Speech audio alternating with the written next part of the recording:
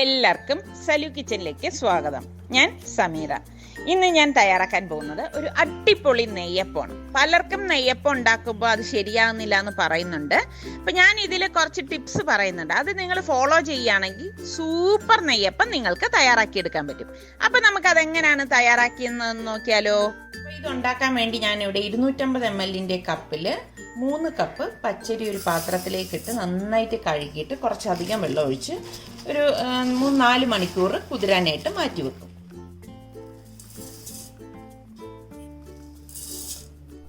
ഇതിവിടെ ഞാൻ നന്നായിട്ട് കഴുകിയിട്ട് ഇതുപോലെ കുറച്ചധികം വെള്ളം ഒഴിച്ച് വെച്ചിട്ടുണ്ട്. ഞാൻ ഇനി ഇതൊരു 4 മണിക്കൂർ മാറ്റി വെക്കും കേട്ടോ. 4 മണിക്കൂർ കഴിഞ്ഞ ശേഷം ഞാൻ ഇത് നല്ലതുപോലെ ഡ്രെയിൻ ചെയ്യാനായിട്ട് ഇത് എടുത്ത് വെച്ചിരിക്കുകയാണ്.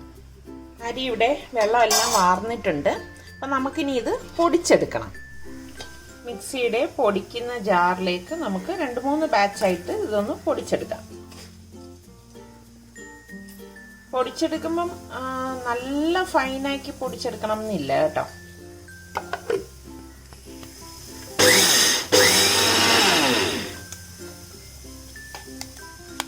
ഇങ്ങനെ സൈഡ് ഒതുക്കി ഒതുക്കി വെച്ചിട്ട് പൊടിച്ചെടുക്കണം.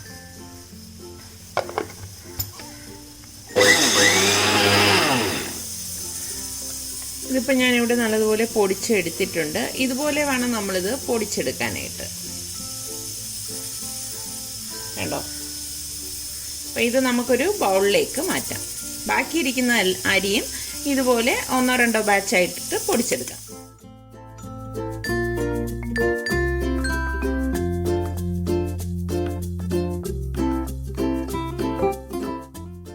ഞാനിവിടെ അരിയെല്ലാം പൊടിച്ചെടുത്ത് വെച്ചിട്ടുണ്ട്. ഇനി ഇതിലേക്ക് ഞാനിവിടെ 1/2 കപ്പ് മൈദാമാവ് എടുത്തിട്ടുണ്ട്. ഈ മൈദാമാവും കൂടി ഇതിലേക്ക് തട്ടിയിട്ട് ഒന്ന് മിക്സ് ചെയ്ത് കൊടുക്കാം.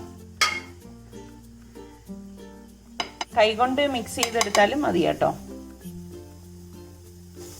ഇതിലേക്ക് നമ്മൾ ബേക്കിംഗ് പൗഡറോ ബേക്കിംഗ് സോഡയോ ഒന്നും ചേർക്കത്തില്ല കേട്ടോ. നമുക്കിനി ഇത് അടച്ച് മാറ്റി വെക്കാം. ഈ സമയം കൊണ്ട് നമുക്ക് ശർക്കരപ്പാനി തയ്യാറാക്കിയെടുക്കാം. ശർക്കരപ്പാനി തയ്യാറാക്കാൻ വേണ്ടി ഞാനിവിടെ ഒരു ഗ്യാസ് സ്റ്റോപ്പിലേക്ക് ഒരു പാൻ വെച്ചിട്ടുണ്ട്. ഈ ഒരു സൈസിൽ 3 ഉണ്ട ശർക്കര ഞാൻ ഇതിലേക്ക് വെച്ചിട്ട് ഉരുക്കിയെടുക്കുകയാണ്. അപ്പോൾ എളുപ്പം ഉരുകി കിട്ടാൻ വേണ്ടി ഞാനിതൊന്ന് പൊടിച്ചു കൊടുക്കും കേട്ടോ. ഇതിലേക്ക് ഞാൻ 1/2 കപ്പ് വെള്ളം ഒഴിച്ചിട്ടാണ് ഇത് ഉരുക്കിയെടുക്കുന്നത്. ഇത് ഫുള്ളായിട്ട് നമ്മൾ എടുക്കത്തില്ല കേട്ടോ. നമുക്ക് ആവശ്യത്തിനുള്ളത് എടുത്തിട്ട് ബാക്കി ഞാൻ ഫ്രിഡ്ജിൽ സൂക്ഷിക്കുകയാണ് ചെയ്യുന്നത്. നമ്മളിതിലേക്ക് എത്ര ചേർത്തു എന്നുള്ളത് ഞാൻ ആ ചേർക്കുന്ന സമയത്ത് പറഞ്ഞുതരാം. അപ്പോൾ ദേ ഇവിടെ എല്ലാം ശർക്കരയൊക്കെ അലിഞ്ഞ് തിള വന്നിട്ടുണ്ട്. ഇനി ഞാൻ ഗ്യാസ് ഓഫ് ചെയ്ത് കൊടുക്കുകയാണ്. എന്നിട്ടിത് ഒന്ന് തണുത്ത ശേഷം ഞാൻ 2-3 പ്രാവശ്യം ഒന്ന് അരിച്ചെടുക്കും കേട്ടോ. നമുക്ക് ഈ ശർക്കരപ്പാനി അരിച്ചെടുക്കാം. നല്ല തണുത്തിട്ടില്ല. ഇങ്ങനെ ഞാൻ 2 പ്രാവശ്യം അരിച്ചെടുക്കും കേട്ടോ. കണ്ടോ, ഇപ്പം നല്ല തിക്കായിട്ടുള്ള ശർക്കരപ്പാനിയാണ് ഞാൻ തയ്യാറാക്കിയിരിക്കുന്നത്.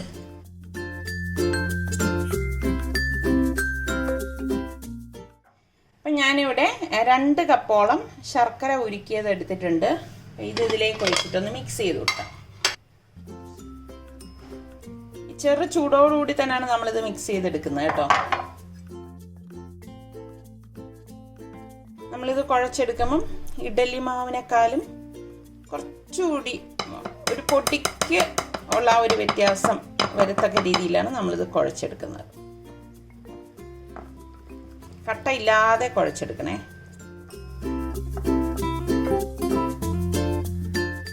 അപ്പം ഈ 2 കപ്പ് ഫുള്ളായിട്ട് ഇപ്പം തന്നെ ഞാൻ ഒഴിക്കത്തില്ല കേട്ടോ. കുറച്ച് ഞാൻ മാറ്റി വെക്കും. അത് ഞാൻ നമ്മൾ ഇത് ചൂടാൻ നേരം കുറച്ചുകൂടി ഒഴിച്ചൊന്ന് ലൂസാക്കേണ്ടി വരും. ആ സമയത്തേ ഒഴിച്ചു കൊടുക്കത്തുള്ളൂ. ഇനി നമുക്ക് കൈ കൊണ്ടൊന്ന് കുഴച്ചെടുക്കാം. അപ്പം നിങ്ങൾ 1-2 സ്റ്റെപ്പ് ഇതിൽ പ്രത്യേകം ശ്രദ്ധിക്കണം. നമ്മൾ ഈ ഒരു അരിപ്പൊടിയുടെ കൂടെ മൈദാമാവ് ചേർക്കണം. അതോടൊപ്പം തന്നെ നമ്മൾ ഇളം ചൂട് ശർക്കരപ്പാനി തന്നെ ഒഴിച്ച് കുഴച്ചെടുക്കണം കേട്ടോ. എളുപ്പമാണ് നെയ്യപ്പം ഉണ്ടാക്കാനായിട്ട്.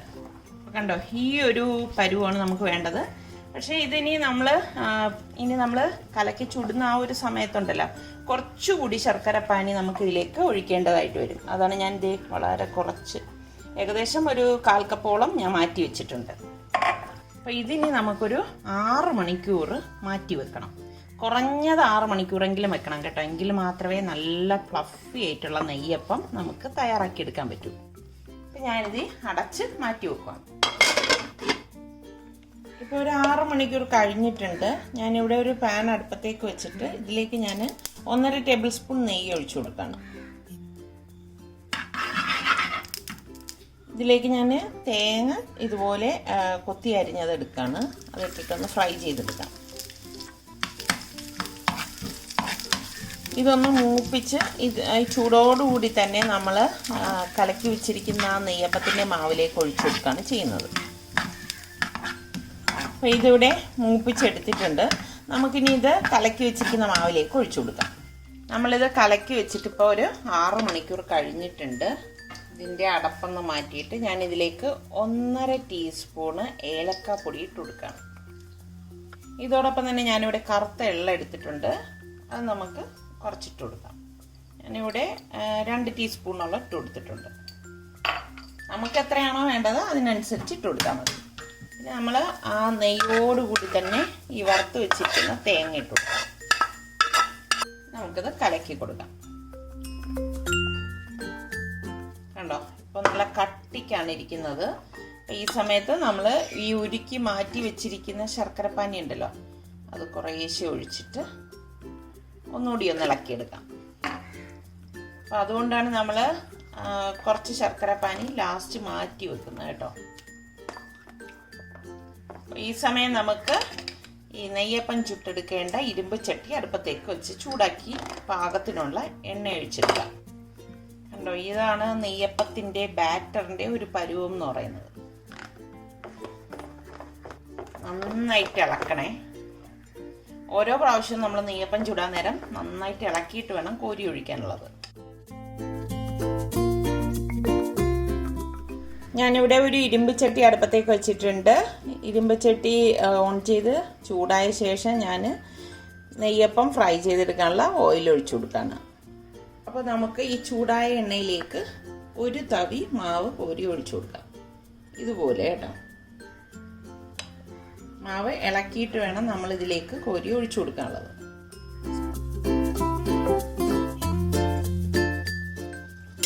എണ്ണ നന്നായിട്ട് ചൂടായിട്ട് മാത്രമേ നമ്മൾ ഇതുപോലെ മാവ് കോരി ഒഴിക്കാവൂ. അത് പ്രത്യേകം ശ്രദ്ധിക്കണേ. ഇതുപോലെ മാവ് കോരി ഒഴിക്കുമ്പോഴേക്കും മുങ്ങിക്കിടക്കത്തക്ക രീതിയിൽ എണ്ണ വേണം. ഇങ്ങനെ 1-2 കാര്യങ്ങൾ നന്നായിട്ട് ശ്രദ്ധിക്കണം നമ്മൾ നെയ്യപ്പം തയ്യാറാക്കുമ്പോൾ. ഇപ്പം ഞാൻ ഇതിലേക്ക് സ്പൂൺ കൊണ്ട് കുത്തോ ഒന്നും ചെയ്തിട്ടില്ല, കണ്ടില്ലേ? അത് താനെ അതിന് എന്താ പറയാൻ മുങ്ങിക്കിടക്കാൻ നമ്മൾ അനുവദിക്കണം. കണ്ടോ, തന്നെ പൊങ്ങി വരും. അത് സ്വയം തന്നെ മുങ്ങി കുളിച്ച് പൊങ്ങി വരുന്നത് വരെ നമ്മളൊന്ന് വെയിറ്റ് ചെയ്യണം. ഉടൻ തന്നെ എടുത്ത് തിരിച്ചിട്ട് കളയരുത് കേട്ടോ.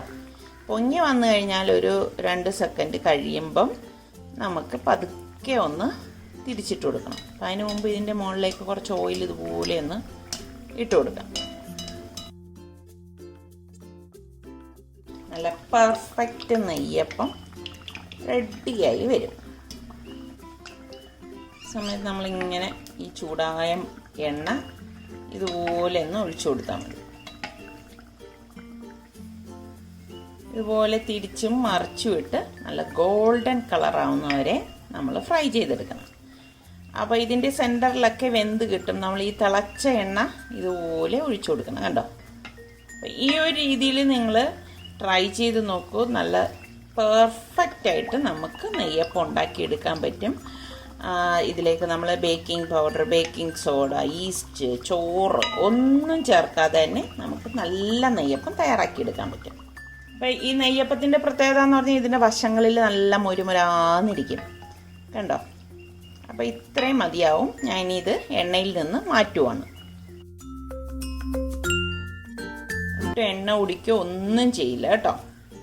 ഒരു സമയത്ത് നമ്മൾ ഒരു നെയ്യപ്പത്തിന് മാത്രമേ ഒഴിച്ചു കൊടുക്കത്തുള്ളൂ കേട്ടോ. ഇതിനി ഞാനൊരു സ്റ്റെയിനറിലേക്ക് മാറ്റുവാണ്.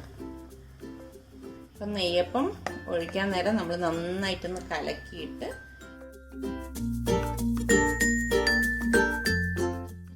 നമ്മൾ നെയ്യപ്പം ഉണ്ടാക്കാൻ നേരം അതിനെ ഡിസ്റ്റർബ് ചെയ്യരുത്. അത് തന്നെ മുങ്ങി കുളിച്ച് പൊങ്ങി വരും കേട്ടോ. നോക്കിക്കോളൂ. അപ്പോൾ വീർത്ത് വരും. കണ്ടോ,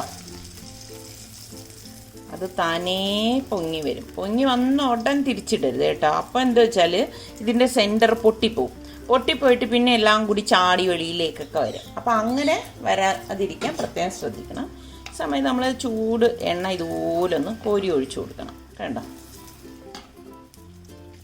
അപ്പോൾ അതിൻ്റെ സെൻറ്ററൊക്കെ നന്നായിട്ട് വെന്ത് കിട്ടും. നമുക്ക് പതുക്കെ ഒന്ന് മറിച്ചിട്ട് കൊടുക്കാം.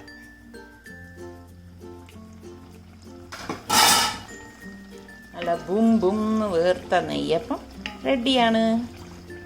പിന്നെ ആരും നെയ്യപ്പം ഉണ്ടാക്കിയിട്ട് ശരിയായില്ല എന്ന് പറയരുത്. നിങ്ങൾ ഈ ഒരു രീതിയിൽ ട്രൈ ചെയ്ത് നോക്കിയിട്ട് എനിക്ക് ഫീഡ്ബാക്ക് തരണം കേട്ടോ. അടിപൊളി നെയ്യപ്പം നമുക്ക് തയ്യാറാക്കിയെടുക്കാൻ പറ്റും.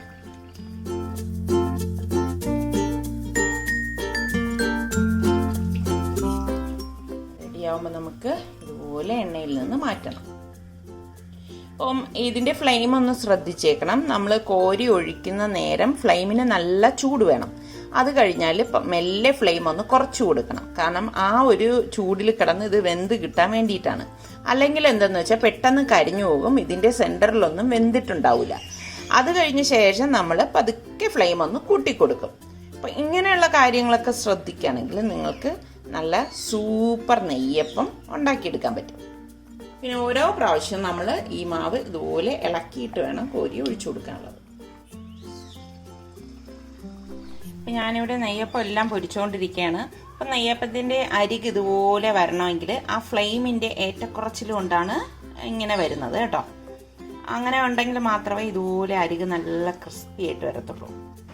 വളരെ പെട്ടെന്ന് തന്നെ നമുക്ക് തയ്യാറാക്കി എടുക്കാൻ പറ്റുന്ന അടിപൊളി നെയ്യപ്പം ഇവിടെ റെഡി ആയിട്ടുണ്ട്. അപ്പോൾ ട്രൈ ചെയ്യാത്തവർ ഇനി നെയ്യപ്പം ശരിയാവില്ല എന്നൊന്നും വിചാരിക്കേണ്ട. ഈ രീതിയിൽ നിങ്ങൾക്ക് ഉറപ്പായിട്ട് ട്രൈ ചെയ്യാം. ട്രൈ ചെയ്ത് നോക്കിയിട്ട് നിങ്ങൾക്ക് ഇഷ്ടപ്പെടുകയാണെങ്കിൽ ഇതിൻ്റെ ലിങ്ക് നിങ്ങളുടെ ഫ്രണ്ട്സിനൊക്കെ ഷെയർ ചെയ്യാനും ലൈക്ക് ചെയ്യാനും കമൻറ്റ് ചെയ്യാനും ഒന്നും മറന്നു വരുതേ. അടുത്തിന് നമുക്ക് നല്ല റെസിപ്പിയുമായി വരുന്നത് വരെ എല്ലാവർക്കും ബൈ. അപ്പോൾ ഞാൻ ഈ നെയ്യപ്പത്തിൻ്റെ ഉൾഭാഗം കാണിച്ചു തരാം. നല്ല ചൂടാണ് കേട്ടോ.